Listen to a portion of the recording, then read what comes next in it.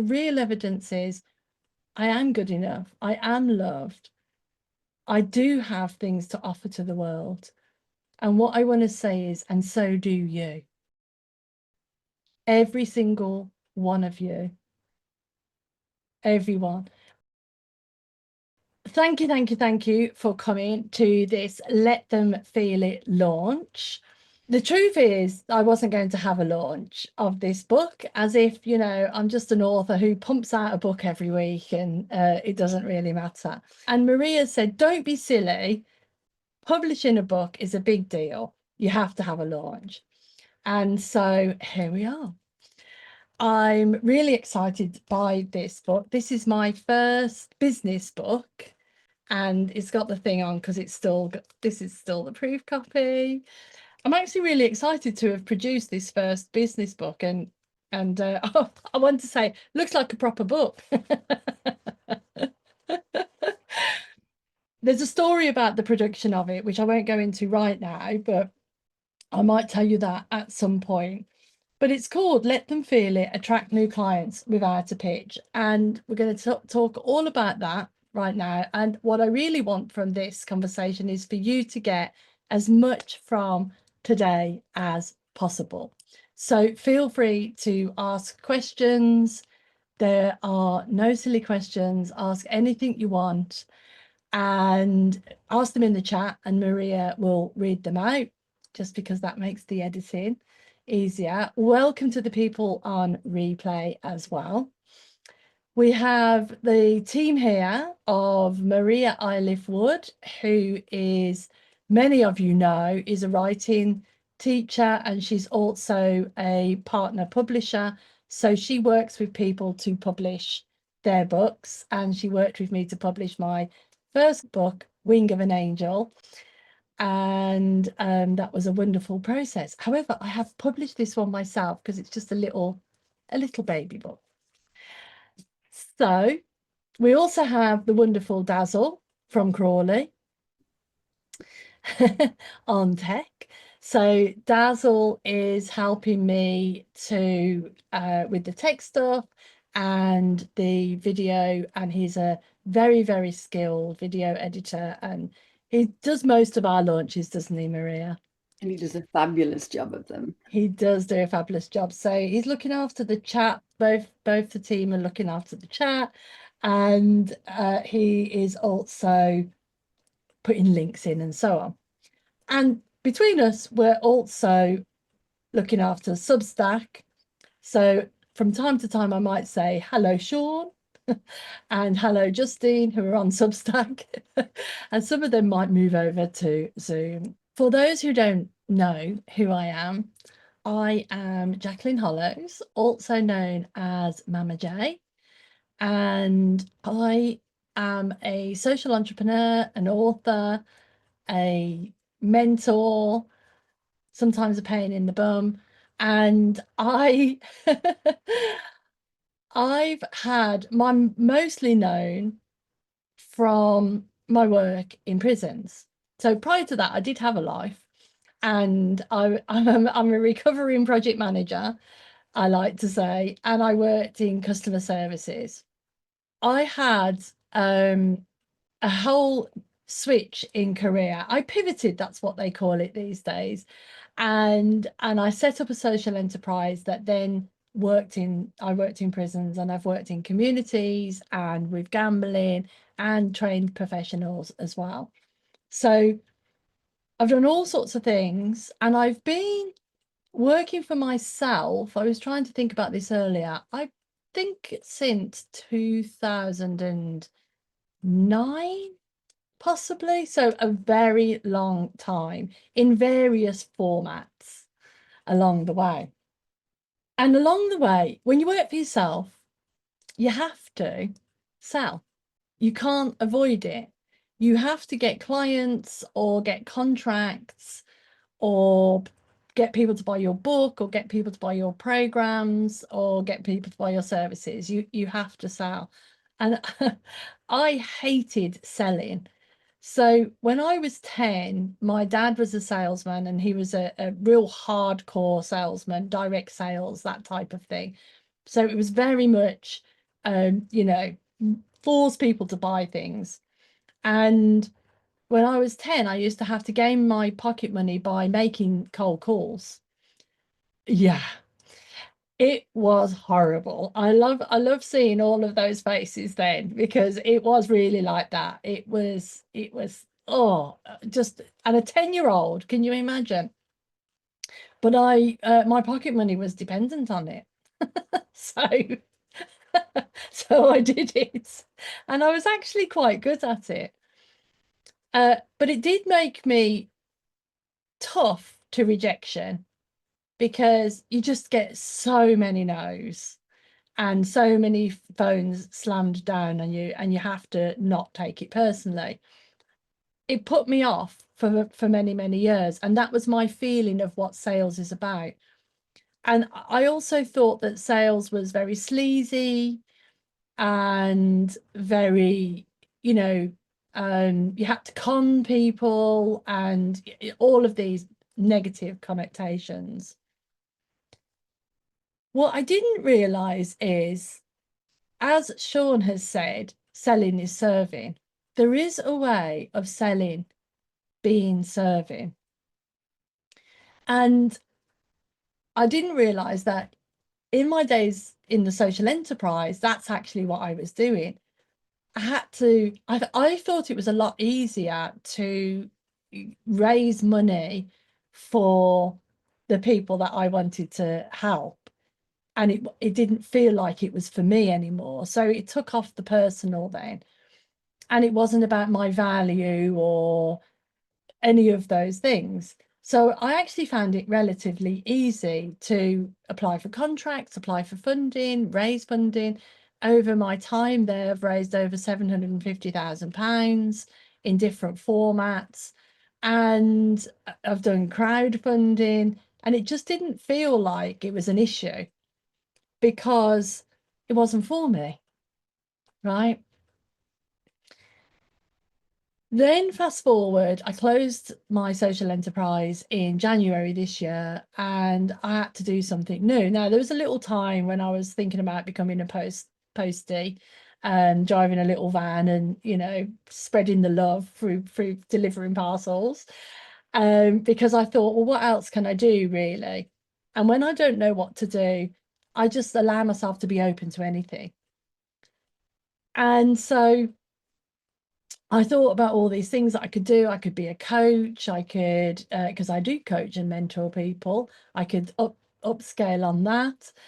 I could be a postie. I could get a job in Tesco. I could do all sorts of things. But I kept thinking, well, I haven't got any other skills. I didn't want to go back to project management, and I thought, I haven't got any other skills. Now, anyone who knows me is probably going to think that's really crazy, because obviously I have got lots of other skills. But it really occurred to me that I didn't have any. And then one day I woke up, I was in Denmark as it happens, and I woke up and I thought, everywhere I go, no matter where I am in the world, from, LA to Norway, it doesn't matter. People say, how do you work in prison?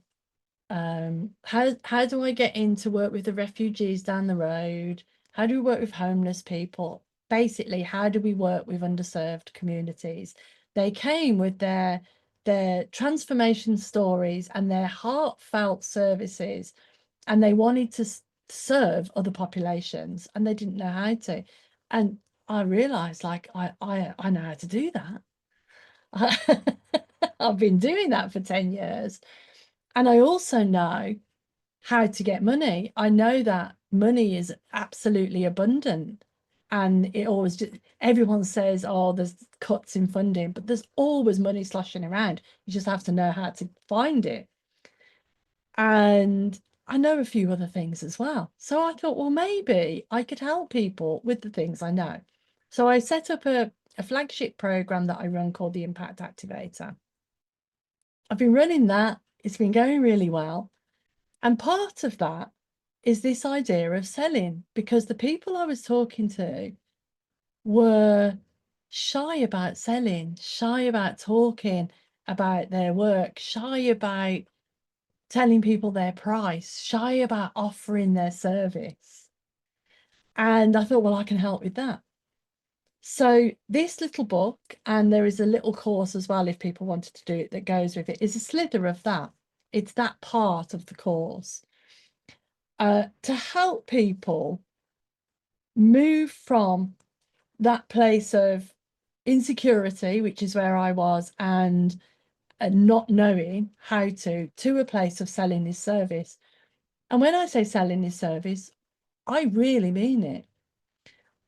When somebody I spoke to the other day wanted my eye on something, a product that they were putting together, and I gave my eye, he gave my feedback to this thing. And then I said, and actually, that's what I do. That's what I help people with. And if you'd be interested in hearing more about that, I'll let you know. That's all it is.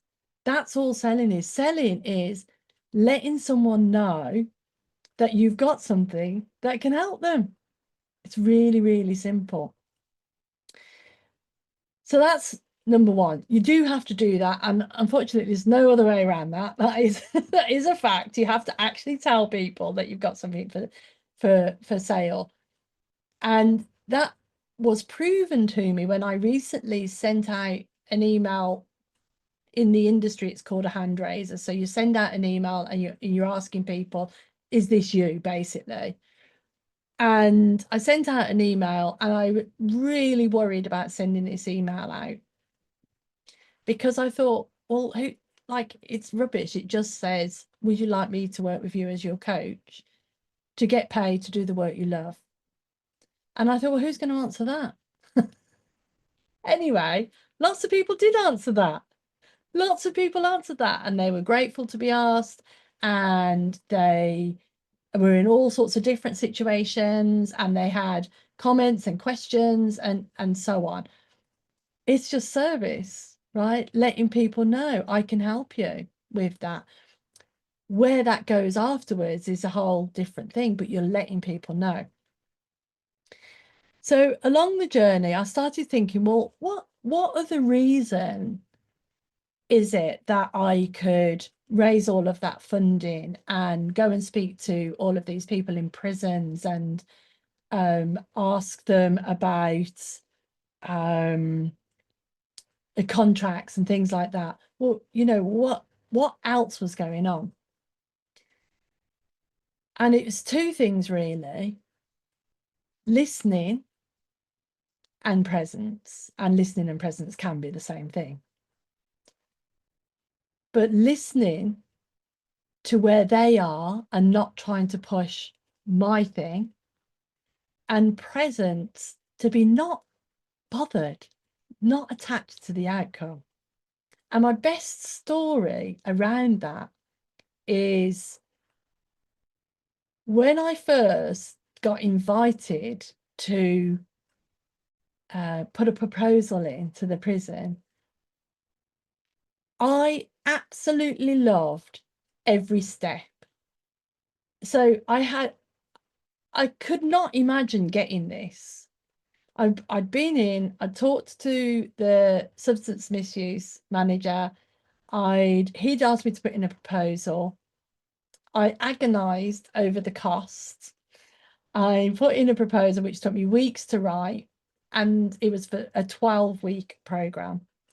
And he came back and said, there's a few things. The mental health team love it. The psychologists, not so much. So they need evidence, they need the research. But could you put in a proposal for 12 months? So all of a sudden, you know, I didn't know what I was doing. I didn't know how to sell, but all of a sudden I'm being offered this thing. And I did write a proposal for 12 months, and I did get the gig. When I look back and unpick that, there are some key things. And one of the key things was I got really present with what they wanted and where they were at. And the second key thing was I literally wasn't attached to the outcome. I wanted the work. I absolutely wanted the work. But every step from asking for the 12-week proposal to doing a business case, which I had to do, to submitting it, every step I felt gratitude and alive and just so happy to be offering this, that there was no desperation, there was no attachment, there was a feeling. There was a feeling, and that's what people get. If you sit in front of somebody and you're desperate for the work, that's what they get. That's what they hear. That's what they feel from you. Now, sometimes we are desperate for the work, right? Me too. I've been there. But I know I can't sell from there, because that's not service. That's about me. And so sometimes when I work with coaches, I'll say, if you need to get a job, if you need to be a postie while you build your business, then go do that, because it takes that pressure off. Because the feeling of where you're coming from speaks way more than the words. I've been guilty of, my journey is from dragging myself up through the gutter, as a child, to loads of achievements, to earning at the top of my field, to being practically homeless again. So, I've done it all. And when that's right, when I was at the stage of I lost everything a few years ago, 15 or so years ago, I decided that's it. I don't want money anymore. I'm not interested in money. So even when I won big contracts, I used the contract to pay more facilitators and run more groups. I didn't have it as an income. And a philanthropist once said to me, I'm not going to give you any money because you're not looking after yourself. And if you're not looking after yourself, you won't be able to keep this going. And it's taken me a while to really see that and really understand what that meant. But now that I do, I'm passionate about helping other people with that, because I see that, especially people who want to be of service, we put ourselves last. And you have to go back to the air mask principle. You've got to fit your own air mask, and then you can help others. If you're not sustaining yourself, you can't possibly help other people, or not as many. So I realize that now, and I'm passionate about that. So I wanted to be able to provide something that was accessible to everybody, and not everybody can afford to come on the Impact Activator. And so this little book and this little mini course gives people access to that. And I hope to start a trend. I'm loving hearing all of that, Jacqueline. Really, really lovely. I mean, you really struck a nerve when you were talking. The thing for me was always about, I'm selling myself. And I heard you saying about you're not selling for yourself. And I don't know if it's quite the same thing or something different, but that really did strike a nerve. And I'm sure lots of people as well have that whole thing about, how much do I charge when it's just me? Yeah, exactly. And the selling the self part, you're not selling yourself, and you're not selling just you're selling a transformation. Everyone here, the people I know anyway, I know that you have a powerful transformation for people, whether it's through your coaching or your books or your speaking or your partnerships. You have a powerful transformation to offer, and that's what you're selling. You're selling the opportunity for somebody to have that powerful transformation. And when you remove that, when I think about me, I get nervous again. I think, really, am I worth that? And it's a hiding to nothing. It's a rabbit hole to go down there. But when you remove it away from you and you move it to, what are you doing that solves a problem? And as a transformation coach, which many of you are, that transformation, I mean, people, once they have the transformation, they pay millions for it, right? So we have to value the catalyst of what we're offering and not make it about us. Talk to us about people that you've worked with. I think you've got some stories in the book that you would refer to. So tell us a bit about somebody you've worked with. I wanted to, I was going to just tell this story, and then I thought, as it's a book, I might as well read it. Thanks. So I won't read the whole thing, and I might ad lib as I go. But this is one of the stories. It's in the chapter 5 called Hearts by First. And this is where I really realized, yeah, I might not read everything because I'm sort of thinking about it as I'm going. And this is where I really realized that it's an emotional decision that people make. Now, those sleazy salesmen that we talked about, they know that. And so that's what they hook on. But we can do that through genuineness and through the power of what we understand about transformation. So Hearts by First. So when I was working in the prison, I worked there for a year. My first contract was a £90,000 contract. I was absolutely flabbergasted, considering I'd told them that it was like £50 a session. So I I did good work. I had loads and loads of people working with me, and we really poured our heart into it.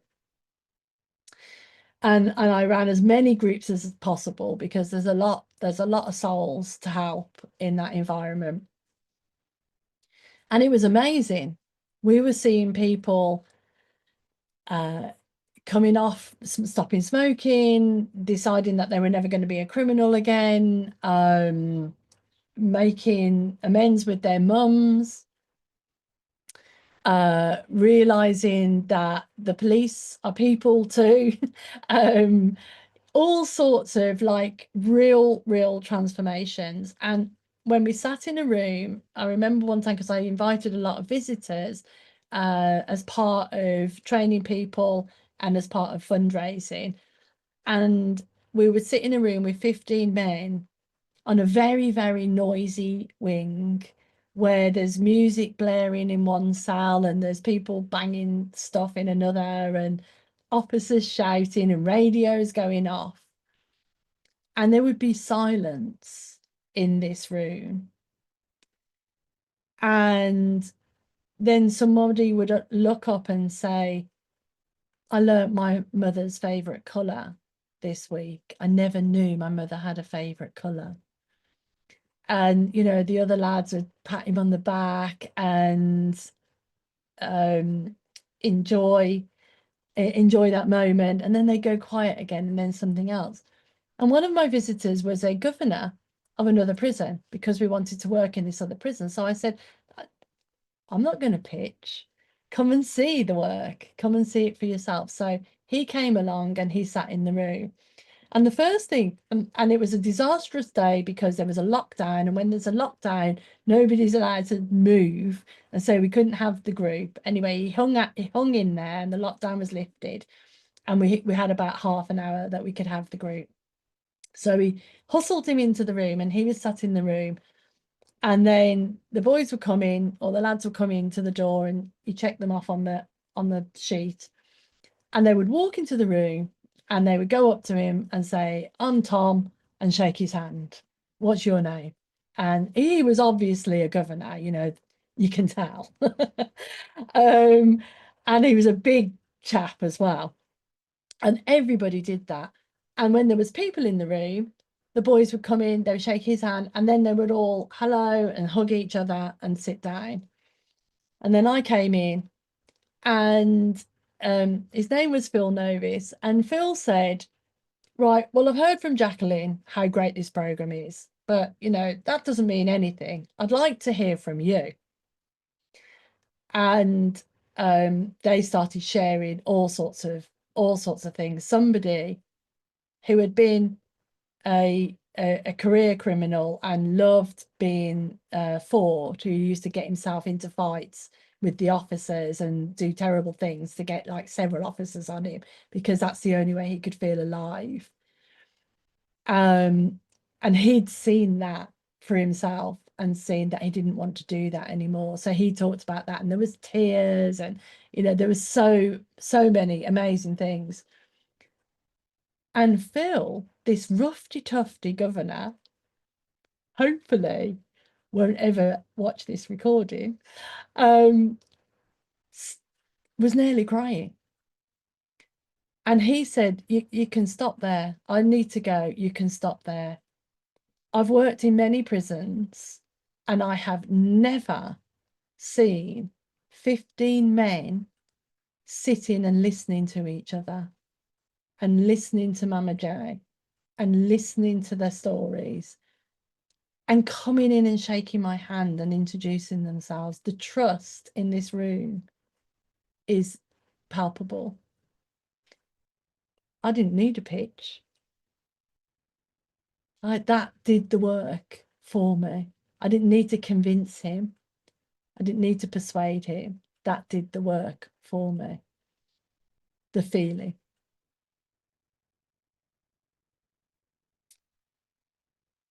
So I thought it would be fun to put Maria on the spot. And along those lines, and we haven't rehearsed this. No, we haven't. So I'm a little bit nervous. But I'd love to know your experience of working with me in whatever capacity, and anything you'd like to share. Yeah. So yeah, I did kind of know that you were going to ask me this, but I haven't prepared anything purposely, because I thought I just wanted to be present and, see what occurs to me in the moment. And I knew that it wouldn't matter what I said or what came up, because there's only going to be good things come up because of the experience that I've had in working with you. So we've worked together. I've worked with you on publishing your Wing of an Angel, which was a fabulous experience. We've worked together running retreats. We've got our third retreat coming up in September this year. And the thing that I would say is the first thing that comes to mind about working with you is how easy it is. We just like, and we've also worked together in with leaders, in a room with a whole bunch of leaders, and I have absolute trust and faith in anything that you're going to say in the group, whether it's leaders, whether it's writers, whoever it is that we're working with, because I just know that every single person in that room is in a safe pair of hands.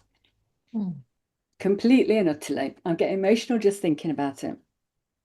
The heart with which you come to. I didn't know that we were going to get so emotional with this bit. The heart that you come to every single piece of work with, whatever we're doing together, you come with absolute heart. And you talked about presence and you talked about in service, and that is totally what every single person in the room feels. They feel the heart, they feel the love, they feel the you being in service, the genuineness of everything that you do. You ask really great questions that make people challenge their own thinking, and you do it in such a way that it's so kind. Like, you don't almost mind that something that we're doing could be done in a different way. We get, it's very, we get constructive criticism, don't we, from people, and we feel an emotional response to constructive criticism the vast majority of the time. You just don't get that with you.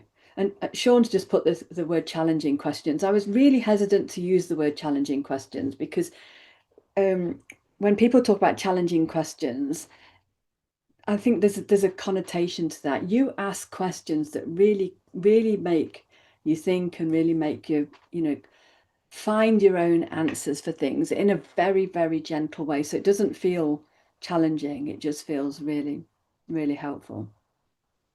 So, yeah. Thank you. Oh, thank you. That's so lovely. And you know what? It's so interesting to hear you say those things because I want everyone to know I totally don't know that. So I was thinking, I wonder, I knew she wouldn't say anything horrible, of course. Well, she'd be sacked if she did, so I'd just delete her. Just kick her out the Zoom. I'd be Yeah, off. eliminate. I think Basil will chuck me out even before I'd started. Yeah. No, seriously, I obviously knew that you would say something nice. But when I was listening to what you were saying, I thought, wow, we just don't know our own presence. We don't know. And that's the same for every single person in this room. We have those doubts and insecurities and everything else, and we just don't realize the impact we're having on other people. And not everybody is as kind to me as Maria. You know, some people say, I was told I was intimidating recently. You know, some people say different things. But in general, I think that we don't realize how wonderful we really are. And I want you to, yeah, yeah, intimidating. I'm sort of like quite proud of it. Oh, I could be intimidating. That's cool.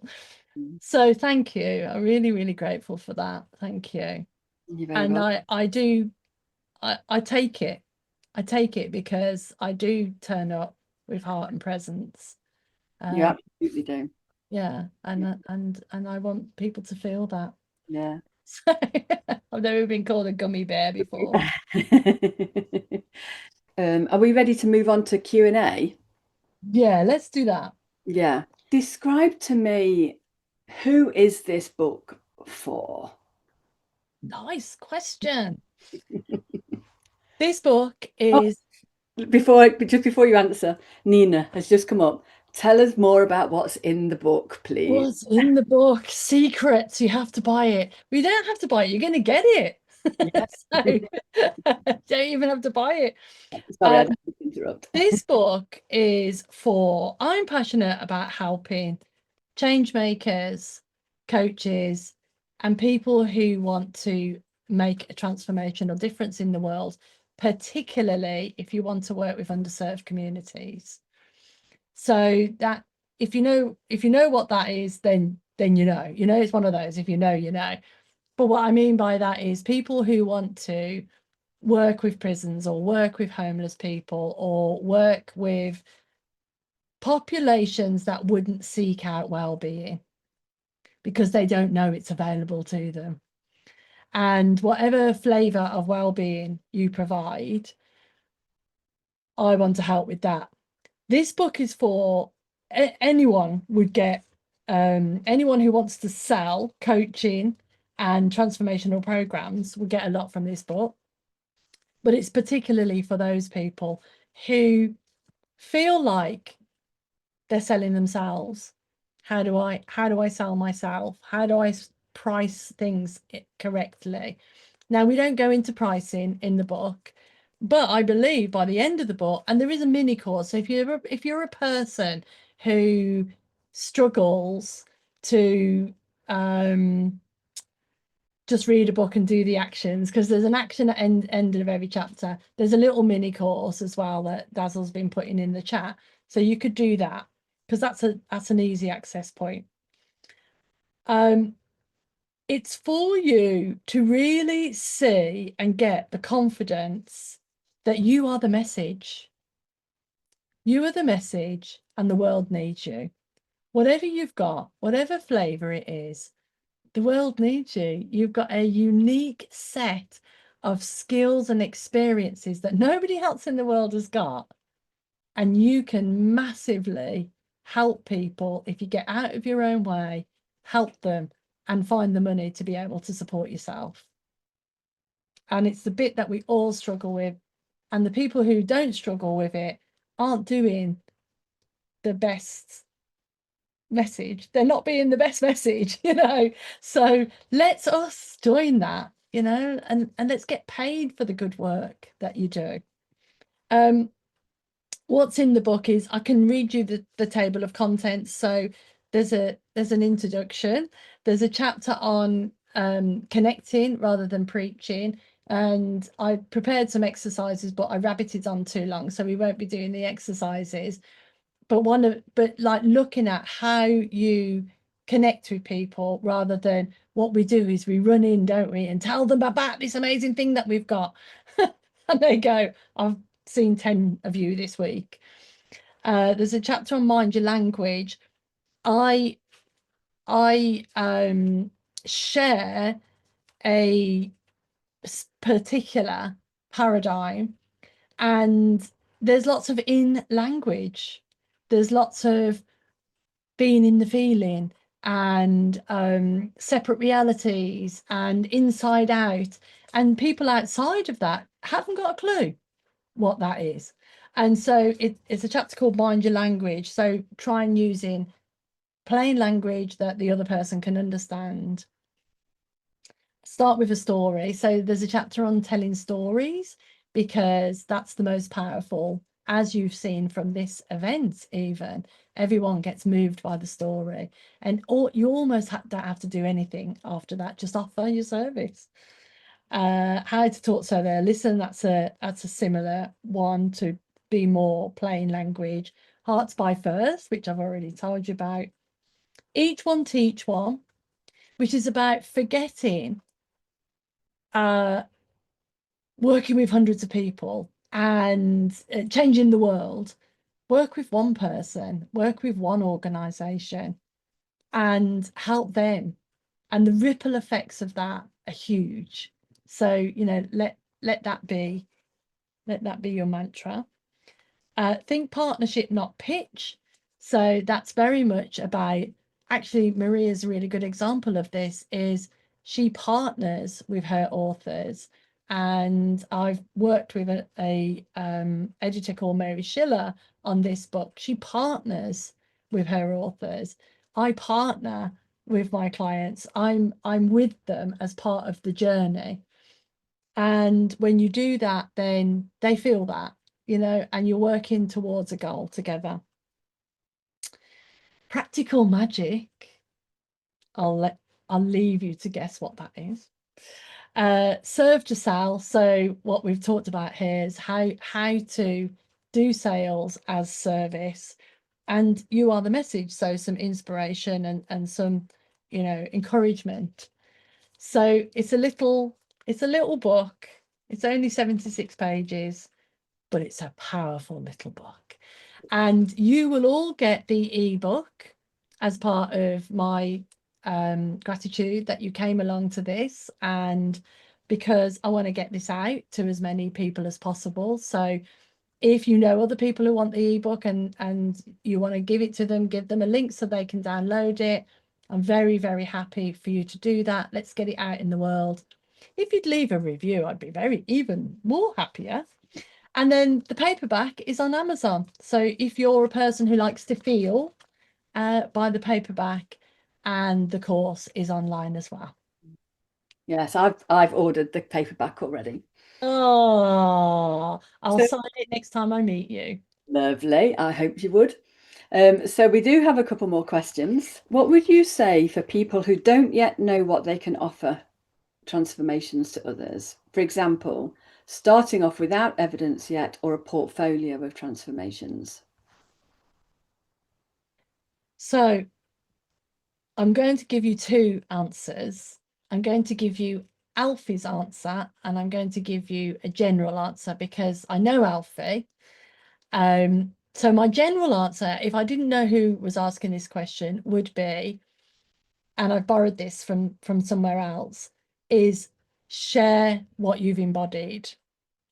So if you've had a shift, if you've had a change, if you've seen something in your life, share that, because you never get tired of that, and because you have the lived experience of that. So you can genuinely help someone else. So if you've experienced anxiety, for instance, and you've overcome anxiety, you can help somebody with anxiety and all the other things. In a similar way, I'm sharing my work from the last 10 years. So I thought I had nothing. And then I realized, no, I've got skills from 10 years other people seem to struggle with. I can share that. So share what you know. You know Stephen King's quote, write what you know. Share what you know. If you know about it, it's not hard to sell and it's not hard to engage with other people. I'm going to give a little Alfie special answer as well, because I've given that answer before and Alfie's not sure what she embodies. And I would say if you're struggling, like I was, I did a sort of CV. I sat down and I just brainstormed everything I've done, everything I've been through, including project management and crowdfunding. You know, I just sat down and I brainstormed all of that, the things that I've overcome and I could help people with. And I did this quite a while ago. And I went, no, I don't want to do that, don't want to do that. But it meant that my skills and experience were closer to my mind. And so when it occurred to me, oh, I can help other people start these businesses, I already knew I have the skills and experience to do that. So I would start with a sheet of paper and don't be humble. Like really share like what you've learned. And even if it seems unrelated, if you can bake or if you're good at taking care of a cat or whatever it is, if you always bring sunshine, like Alfie always brings sunshine to my day because she shares like a beautiful picture or beautiful piece of music. And so just get that down on paper and see if anything pops out for you that feels good and come back to it and add to it. Nice answers. I love all of that. So Wendy's asking, so what if someone does not feel they have clarity or grounding in their knowledge of what they want to sell or share? And do you work with that before you work on selling their product? Yeah. Yeah. So step one is getting to grips with what you might want to sell or share, because what you think about now might not be what you end up with, but it's a starting point. And getting clarity about what that might be. So that exercise that I just shared with Alfie, and also how you might talk about that, like in a simple way. So we look at, this is on the Impact Activator program, we look at what we call the problem and the promise. So we look at what problem you might be solving and what's your promise, what's the transformational promise. And it does feel messy to get there, but you do get there. And in the exercises, you start to see, oh, there is something really obvious. So for instance, and this changed a lot and this may change again. I talk about, I help change makers get paid to do the work they love. So the problem is people not being paid, and the promise is I'm going to help them get paid. And interweaved in that is the work they love. So that transformational work. So we do get clearer on that. And it's quicker than you think once you start sort of talking about it and getting peer feedback. Lovely. I think fabulous answers to really great questions. So how about we move on? Yes. Thank you for keeping me on track. That's I've okay. completely forgotten where I am. I'm just enjoying seeing everybody.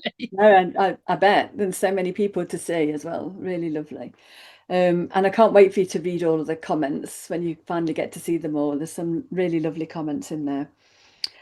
So we're into the reason why, or the fun thing we said to people about commenting, aren't we? Yes. Okay, good. So we do. Do you want to tell them what it is? No. All right, okay.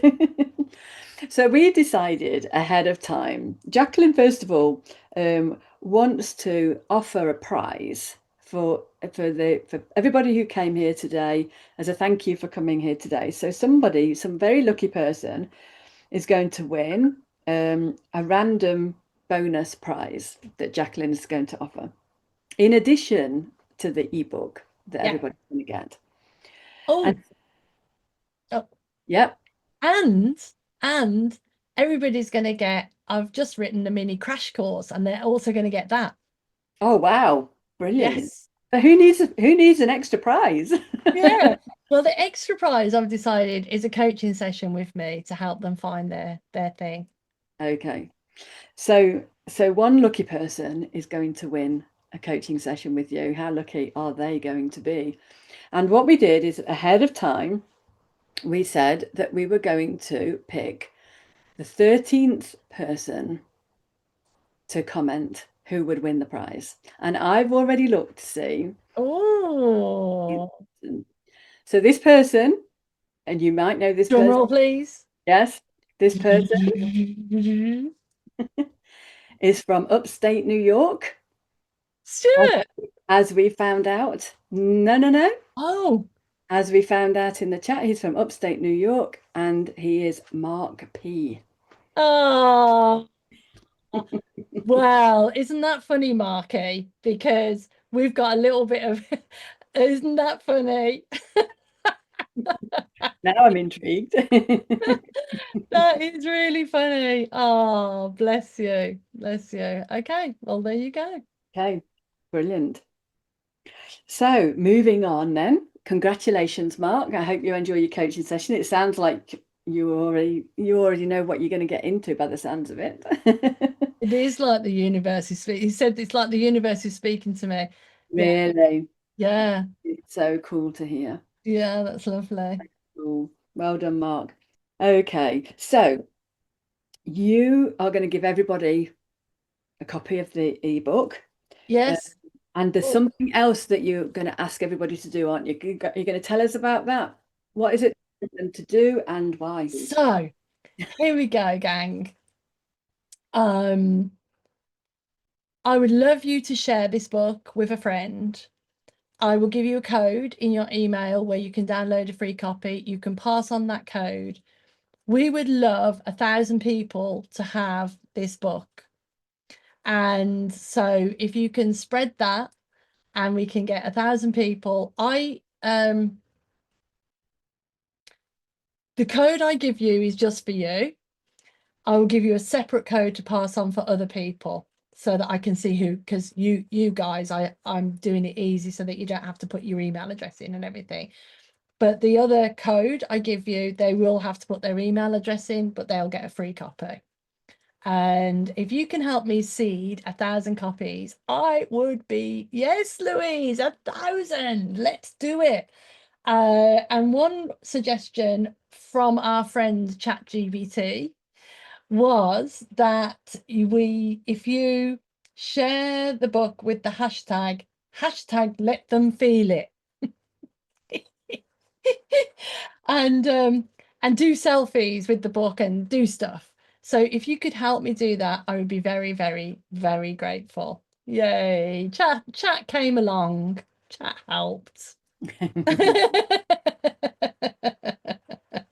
Nice.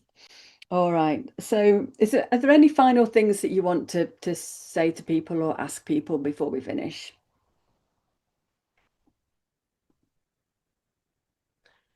I want to say, uh, I've never believed in myself, and I look for evidence of that everywhere.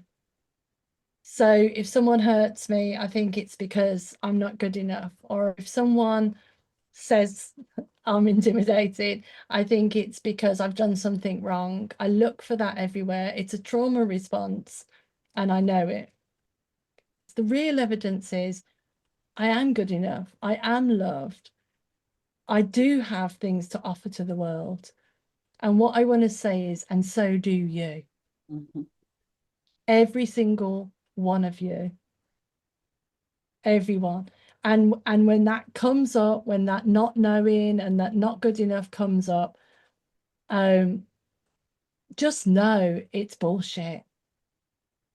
It really is. And we don't have to take notice of it, and we can move past that, because you're here on this planet because you have a message. And it might be simple. It might just be, as I said earlier, looking after your cat. That's what my husband does. He looks after me and the cat and the garden, and he spreads the most love in the world. And everyone who comes into contact with him feels good because of his warmth. So you don't have to do very much. You just have to be you. I invite you all to be you and take that into the world. That's my message. Wow, fabulous final words. All right, so we're going to bring everything to a close now, aren't we? So before you close us off, because I think you should have the final word. One thing I know that we did want to mention, because the two of us so love doing it, and there are still a couple of spots available, is that you and I are running a writing retreat in September, aren't we? And We are.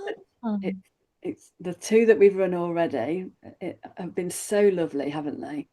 So we definitely wanted to mention that. If anybody, you don't have to be a writer, but we will be doing some writing while we're away. But that's not exactly what the retreat is about. It's about relaxing. It's about nourishing the soul. It's about being inspired. It's about connecting with other people. It's about what you talked about earlier, about putting the oxygen mask on your face first, isn't it? Yeah. So there is a definite invitation. Find out more about the writing retreat if you'd like to join us. We'd love to have people join us, wouldn't we? We really would. Yeah. All right. I just want to say thank you to everybody. And before we go, I want Dazzle to unmute you all so that you can all say goodbye loudly. But I want to say thank you to Substack, and for all that you who came on Substack. Thank you to everyone here. Thank you to the people on the replay. And thank you so much to Maria and Dazzle for making this so special and so amazing.